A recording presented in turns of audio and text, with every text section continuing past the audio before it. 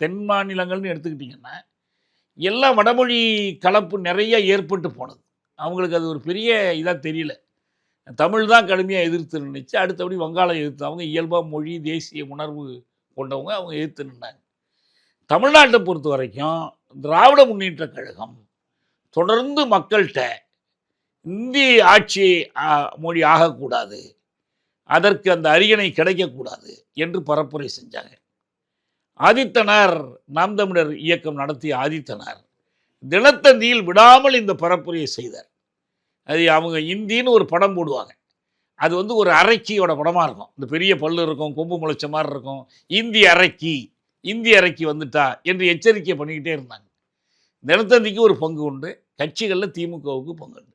அவங்க என்ன செய்வாங்கன்னா, இதை பற்றி ஒவ்வொரு முறை விவாதம் எழுகிற போதும், அரசினுடைய ஒரு திட்டம் அறிவிக்கும் போதும் அதை எதிர்த்து இங்கே ஒரு மாநாடு போடுவாங்க. மொழிக்காக நிறைய மாநாடுகள் நடத்திய கட்சி திமுக தான்.